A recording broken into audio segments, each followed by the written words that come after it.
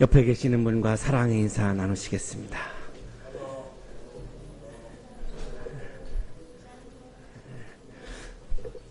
우리 케냐에서 아마니 합창단이 오셨는데 우리 박수로 환영하겠습니다.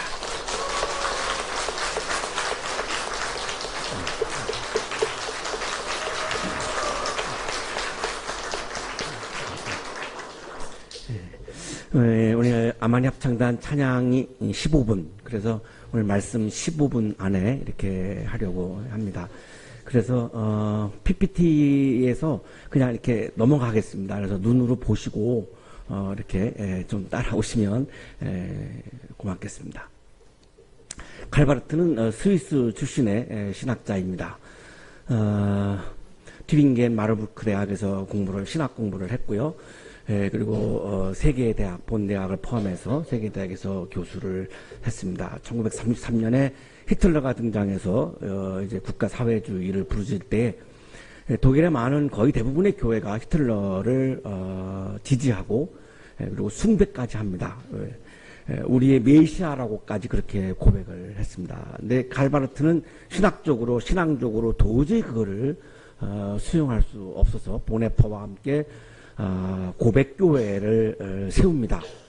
이 고백교회는 히틀러를 우리가 숭배의 대상으로 인정하지 않는 그런 교회고요. 이거를 34년에 바르멘 신학선언을 통해서 우리의 복종의 대상은 예수 그리스도 한 분뿐이고 어떠한 사람도 우리의 복종의 대상이 될 수가 없다라고 하는 그런 신앙 고백을 발표를 합니다.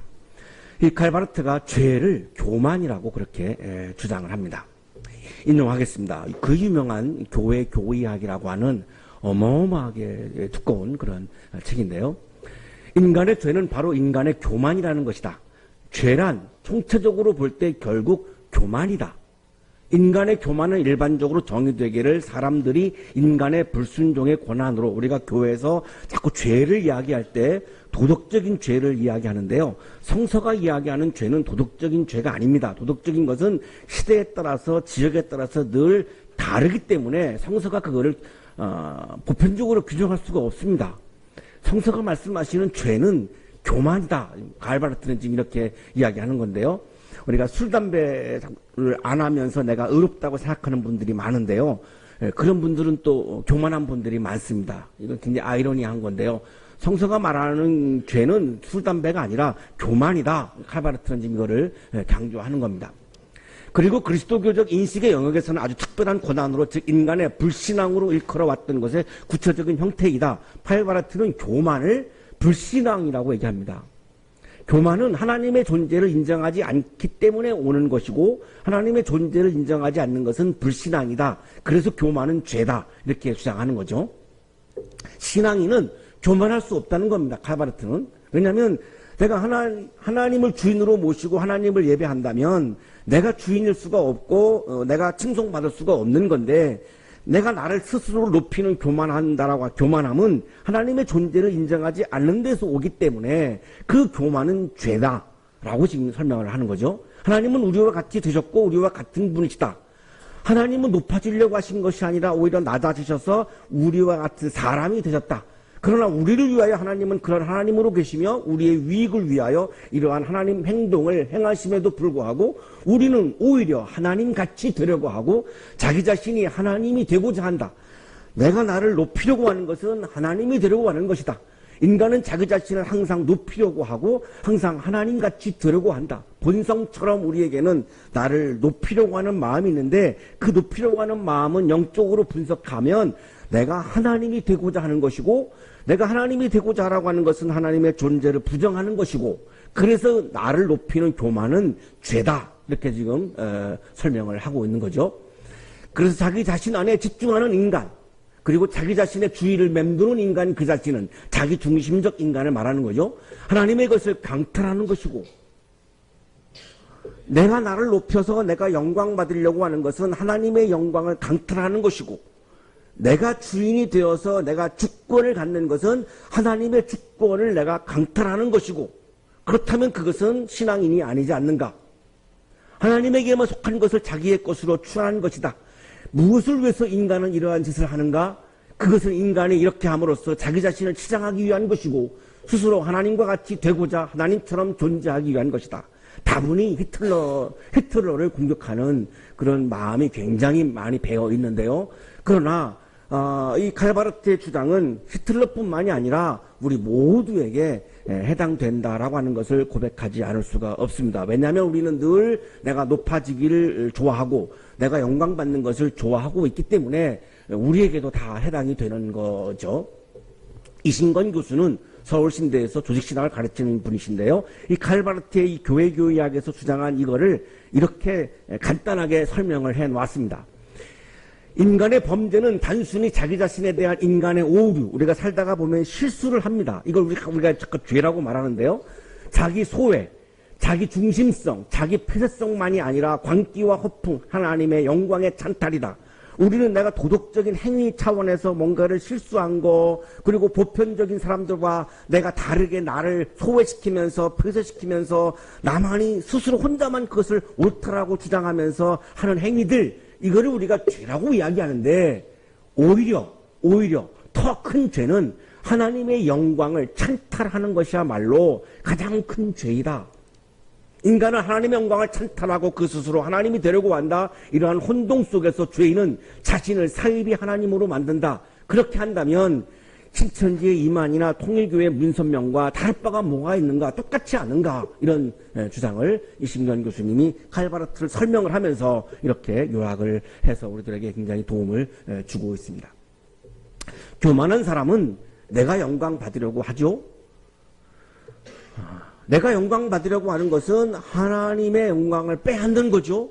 오로지 하나님만이 영광 받으셔야 하는 분이니까요. 우리가 신앙적으로 볼 때. 그렇다면 그 교만한 사람은 하나님께 영광을 돌릴 마음이 없는 거죠. 내가 영광 받으려고 하는 것은 하나님께 영광 돌리려고 하는 마음이 없기 때문에 내가 영광 받으려고 하는 교만은 불신앙이다. 칼바르트는 그렇게 요약을 하고 있는 겁니다. 오늘 계시록의 말씀은 모든 영광과 모든 권세에는 하나님에게만 속해 있다라고 우리에게 말씀하고 있는 그런 성서 일과 본문입니다. 이것을 기록한 분이 사도 요한인데요. 본래 어부였습니다. 그리고 예수의 제자가 됐는데 굉장히 성격이 불같아가지고 예수님이 천둥의 아들이라고 그렇게 별칭을 붙여줬고요. 굉장히 의리가 있어서 예수님 십자가에 죽으실 때 가장 가까운 곳에서 예수님의 마지막을 함께한 그런 12제자 중에 한 사람이고 11제자가 다 이렇게 거의 순교를 당하고 그랬는데 그냥 자연사한 유일한 90세가 넘어서 자연사한 유일한 12제자 중에 한 사람이기도 합니다. 로마 11대 황제죠. 도미티아누스가 내가 하나님이다. 내가 주님이다. 라고 주장을 합니다. 그리고 많은 사람들한테 그거를 강요를 하죠. 그런데 이 사도 요한은 아니 예수님이 하나님이고 예수님이 주님이야 라고 이제 이렇게 주장을 하니까 반모섬에다가 유배를 시킨 겁니다. 지도에 보시면은 왼쪽이 그리스고 오른쪽이 터키인데요. 그 사이에 있는 섬이 반모섬입니다. 그 사도 요한이 이 요한계시록의 계시를 받았던 장소에다가 이렇게 예배당을 지어놓은 그런 교회의 모습입니다. 도미누스 주님이다. 데우스 하나님이다. 도미티아누스는 그렇게 주장을 했고 당시에 거대한 제국의 황제였고 많은 세계인들은 그거를 인정을 했습니다. 독일인들이 히틀러를 메시아로 인정했던 것처럼 많은 세계인들이 당시에 로마 황제야말로 하나님이다. 주님이다. 그래서 퀴리오스 이렇게 황제를 퀴리오스라고 그렇게 부릅니다. 그런데 유일하게 기독교인들은 황제 숭배를 거부한 거죠. 예수님만이 주님이고 예수님만이 하나님이다. 이것이 이제 그 당시 초기 기독교인들의 신앙이었고 믿음이었습니다. 그러니까 이 로마가 기독교인들을 탄압을 하기 시작을 한 거고, 그래서 이 사도 요한도 지금 반모섬에 그래서 도미티아누스에 의해서 지금 유배가 되어 있는 건데 그 반모섬에서 하나님의 계시를 보게 됩니다. 세상과 완전히 단절된 섬에서 볼 게 없습니다. 그래서 하늘만 보는 거죠. 하늘의 세계를 바라보는 거죠. 하늘의 세계를 바라보니까 내 몸은 억압되어 있지만 영혼은 너무나 자유롭습니다. 하늘의 세계를 막 여행하는 거죠. 영혼의 여행을 하는 거죠. 그러다가 예수님께서 이 요한에게 계시를 보여준 겁니다. 이 계시는 비밀스러운 거를 드러내는 거를 말하죠. 이렇게 하나님 나라의 비밀을 요한에게 이렇게 보여주신 겁니다. 이게 이제 요한계시록인데요. 이 요한계시록은 오늘날 우리가 쓰고 있는 일상의 언어, 이 땅의 언어가 아닌 굉장한 상징적인 언어, 하늘나라의 언어, 하늘세계의 언어로 기록되어 있습니다. 그래서 이거를 우리가 그냥 글자 그대로 우리가 받아들이면 어마어마한 오해를 하게 되고, 여기서 수많은 이단들이 요한계시록을 통해서 이단들이 나오는 이유가 바로 이 상징적 언어이기 때문에 그런 원인이 거기에 있습니다. 그래서 우리는 성서학자들, 전문가들의 도움을 받아야 할 필요가 있습니다. 나 요한은 아시아에 있는 7 교회에 편지를 씁니다. 지금도 계시고 전에도 계셨고 또 앞으로 오실 분과 그의 보좌 앞에 있는 7명과 이 아시아는 지금의 아시아가 아니고 이 로마가 관할하고 있었던 이 터키, 지금으로 말하면 서부 지역입니다. 지도에서 보시면은 이 지금 터키 지중해 연안 이렇게 붙어 있는 빨간 표시 조그맣게 되어 있는데요. 저게 바로 7교회입니다. 에베소, 서머나, 버가모, 두아디라, 사데, 빌라델비아, 라오디아 교회. 지금 방문하면 다 그냥 돌덩이 이렇게 흔적만 남아있고, 이렇게 건물의 형태는 없습니다. 이미 다 이렇게 사라졌는데요. 여기 7교회에, 여기 터키 서부 지역에는 7교회에 내가 계시를 본 거를 지금 편지를 쓴다. 이런 말씀이죠. 하늘의 세계에 계시는 하나님은 지금도 계시고 전에도 계셨고 앞으로도 오신다? 하나님은 하늘에만 계시는 것이 아니라 현재의 역사에도 계시고, 우리가 살고 있는 이 현재 역사에도 살아계시고, 과거에도 살아계셨고, 미래의 역사에도 계시는 분이시다. 하나님은 하늘나라의 주인만이 아니라 지금 이 역사의 주인이고 우리의 진정한 주인이다. 지금 이런 말씀을 지금 하는 거죠. 그 하나님 보좌 앞에는 7영이 있다, 이렇게 말씀하는데요. 성서학자 크라프트의 주석을 보면 이 7영은 성령으로 해석할 수도 있고 7 천사로도 해석할 수 있다, 이렇게 해석을 합니다. 그러면서 예수님을 3가지로 말씀을 하지요. 신실한 증인이다. 우리는 하늘의 세계를 본 적이 없지요. 그러나 예수님은 승천하셔서 하늘 세계를 직접 보신 거죠. 그것을 우리에게 전해주고 말씀해 주시는 증인이시다. 예수님이 최초로 죽은 다음에 부활하셨죠. 우리도 마지막 날에 부활할 거지만 예수님이 처음으로 부활하셨죠. 그래서 죽은 사람들의 첫 열매이시다. 땅 위에 있는 왕들의 지배자다. 이게 이제 문제가 되는 거죠. 땅 위에 있는 왕들의 지배자는 로마 황제인데, 도미티아누스인데, 하나님이 예수 그리스도가 이 모든 땅 위에 있는 왕들을 다스리는 진정한 왕이다. 이 진정한 왕은 로마 황제가 아니라 그리스도다. 이렇게 지금 말씀하는 건데요. 여기가 이제 로마에게는 문제가 될 수밖에 없죠. 왜 그러느냐? 로마 황제는 우리를 억압하죠. 이집트 왕 파라오가 히브리인들을 억압해서 출애굽을 시키셨습니다. 자, 그 진정한 왕이 아니었던 거죠. 그래서 출애굽을 한 거죠. 자, 로마 황제도 마찬가지입니다. 로마 황제는 전 세계인들을 억압했습니다. 그러니까 그건 왕이 아닌 거죠. 우리를 괴롭히는 사람이 왕일 수가 없는 거죠. 왕은 우리에게 좋은 거를 주고 우리를 유익하게 하는 게 왕이지, 우리를 해를 끼치는 게 왕일 수가 없는 거죠. 그러나 예수 그리스도는 자기 자신을 십자가에 죽이면서 우리를 사랑하셨죠. 자신의 피를 흘려서 우리를 구원하셨습니다. 그리고 부활하셨습니다. 죽음까지도 이기셨죠. 자, 그렇기 때문에 이 예수 그리스도가 진정한 왕이지, 우리를 억압하는 로마 황제는 왕이 아니지 않는가? 이것이 당시 초기 기독교인들의 그런 믿음이고 고백이었던 거죠. 그렇기 때문에 모든 영광과 권세는 예수 그리스도에게 속한 거다. 이런 고백입니다. 모든 영광, 독사, 글로리, 권세, 크라토스, 주권이죠. 주권, 도미니온, 주권. 모든 주인의 권리와 모든 영광은 예수에게 속해 있기 때문에 로마 황제도 히틀러도 영광을 받으면 안 되고 자기가 이 세계의 주인 행세를 하면 안 되는 거죠. 만약에 예수가 주인이 아니고 모든 영광과 권세가 예수님에게 속한 것이 아니라면 수많은 사람들이 지금 이 시간에도 들고 일어나서 내가 영광 받으려고 하고 모든 주권이 나에게 있다고 한다면 온통 전 세계는 전쟁 투성일 것입니다. 예수 그리스도만이 영광과 권세는 예수 그리스도에게만이 속해 있다라고 하는 이 선언, 이 신앙 고백이 있기 때문에 사람들이 내가 주인이다, 내가 영광 받아야 된다라고 하는 것을 차마 노골적으로 말을 못하는 거죠. 물론 조금씩 슬금슬금은 하지만 노골적으로는 할 수가 없는 거죠. 노골적으로 하는 분들도 있죠, 물론. 영광과 권세는, 영광과 주권은 예수 그리스도에게만 속해 있는 거기 때문에 영광과 주권을 탐하는 것은 예수님의 소유를 강탈하는 거죠. 바르트가 이거를 강조한 거죠. 영광과 주권을 탐하는 것은 그래서 불신앙이고 교만이고 죄인 겁니다. 신앙이 없는 사람들이 그렇게 하는 것은 뭐 그럴 수도 있다라고 볼 수도 있지만, 내가 그리스도인이라면, 신앙인이라면 내가 영광 받으려고 하는 마음, 내가 주인이라고 하는 마음은 내가 비워야 하는 거죠. 보아라, 그가 구름을 타고 오신다. 이거를 막 손오공을 연상하시면 안 되는데요.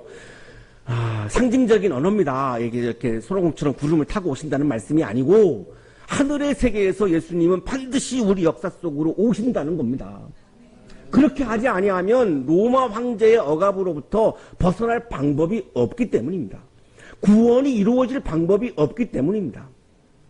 그런데 왜 구름 타고 오신다고 말씀하셨느냐? 우리가 상상하지 못하는 방식으로 오신다는 겁니다. 하나님이 하시는 일은 우리의 상상력 안에 있지 않습니다. 그러면 그건 하나님의 일이 아닙니다. 우리의 상상을 뛰어넘는다라고 하는 것을 이렇게 지금 상징적인 언어로 표현을 하는 거죠. 그러나 핵심은 뭐냐면 반드시 예수님은 하늘로부터 이 땅으로 오신다는 겁니다. 승천하신 예수님이 거기 그냥 머물지 않고 이 땅에 오신다는 거죠. 이걸 우리가 재림이라고 말하는 건데요. 그 예수님이 오셔야 진정한 해방과 자유와 기쁨과 생명이 가능하다고 믿은 거죠. 오늘 성가대가 찬양한 자유와 평화가 바로 그런 내용이죠. 로마로부터의 해방, 구원의 기쁨, 진정한 인간화, 진정한 생명은 우리가 만들 수 있는 것이 아니라는 것입니다. 그것은 예수로부터만 오는 사건이라는 겁니다. 로마로부터의 해방, 구원의 기쁨, 진정한 인간답게 내가 살아가는 거, 내가 진정한 생명으로 존중받으며 살아가는 거, 이게 사람의 욕망의 차원에서 가능하겠습니까? 불가능합니다. 누가 내 생명을 존중해주고, 누가 나를 인간답게 살게 도와주고, 누가 나를 구원해주고, 누가 나를 죄에서 해방해줄 수 있습니까? 아무도 없습니다. 그거는 예수로부터만 오는 사건이기 때문에, 그래서 초기 기독교인들은 역사의 주인은, 생명의 주인은 하나님이요 예수 그리스도다, 로마 황제가 아니다, 이렇게 믿고 고백을 했던 거죠. 그렇다면 역사의 주인이 그리스도라면, 생명의 주인이 그리스도라면, 구원의 주체가 그리스도라면, 인간화의 주체가 그리스도라면 모든 영광과 권세는 하나님께 속한 것이 맞고 그리스도에게 속한 것이 맞다는 것입니다. 그래서 하나님은 알파와 오메가다라고 말씀했다는 거죠. 알파는 헬라어의 첫 자이고 오메가는 마지막 자인데요. 알파와 오메가는 로마 황제가 아니라는 거죠. 당시의 사람들은 로마 황제가 알파와 오메가라고 믿은 거죠. 그러나 하나님이 이 세상 처음이고 마지막이고 주인이고 왕이다라고 하는 거죠. 하나님은 현재에도 계시고 과거에도 계셨고 앞으로 오실 분이고 전능하신 분이고, 전능하시기 때문에 로마로부터의 해방, 우리의 구원, 우리의 인간화, 우리의 생명화, 이것이 다 그래서 가능한 거지 어떤 사람도 이거를 할 수가 없다는 거죠. 그래서 영광과 권세는 하나님에게 속한 거다라고 고백을 하고 있는 거죠. 당시 로마는 세계를 지배하는 대제국이었고 황제는 신이었습니다. 그래서 사람들이 황제를 부를 때에 퀴리오스 이렇게 불렀습니다. 로드죠. 기독교인들은 로마 황제를 퀴리오스라고 부르지 않고 예수님을 퀴리오스라고 불러서 성서에 보시면 주님, 주여, 이게 다 퀴리오스입니다. 이게 로마와 기독교인들이 부딪힌 장면입니다. 퀴리오스라고 하는 단어는 예수님이 처음 사용한 단어가 아니라 로마 황제가 이미 사용하고 있던 단어입니다. 로마 황제를 신격화했던 용어가 이 퀴리오스입니다. 로마 황제가 더 로드, 전 세계의 주님이다라고 하는 건데요. 기독교인들은 그거를 거부하고 예수님을 퀴리오스 주님이라고 불렀는데요. 이 주님이라고 하는 말은 예수 그리스도가 알파와 오메가이다. 예수 그리스도가 진정한 왕이다. 예수 그리스도가 전 세계의 진정한 주인이시다. 예수 그리스도가 나의 진정한 주인이시다. 이 고백입니다. 왜 알파와 오메가냐? 알파이기 때문에 하나님은 태초에 세상을 창조하신 거죠. 세상을 창조했으니까 그분이 주인인 거죠. 그래서 나는 주인이 아닌 거죠. 왜 오메가입니까? 미래에 이 세상을 하나님의 나라로 완성하시는 분은 하나님 예수 그리스도라는 거죠. 우리의 힘으로는 하나님의 나라를 완성하는 것은 불가능하죠. 왜? 욕망 때문에. 그러나 하나님이 역사에 개입하셔서, 예수께서 역사에 개입하셔서 재림하셔서 이 역사를, 이 인간의 역사를, 인간이 주도하는 이 역사를 하나님의 뜻이 이루어지는 하나님의 나라로 완성하신다는 거죠. 그것이 바로 오메가 하나님, 오메가 그리스도입니다. 모든 영광과 모든 권세를, 모든 주권을 하나님께 돌려드려서 하나님 나라의 기쁨을 맛보는 여러분의 삶이 되시기를 축복합니다. 거룩하신 주님, 우리의 마음속에 믿음을 주옵소서. 그래서 모든 영광과 모든 주권을 주님에게 속한 것으로 고백하고 나에게 오는 영광과 주권까지도 주님께 드리는 그리스도인으로 살게 해 주옵소서. 예수 그리스도의 이름으로 기도하옵나이다.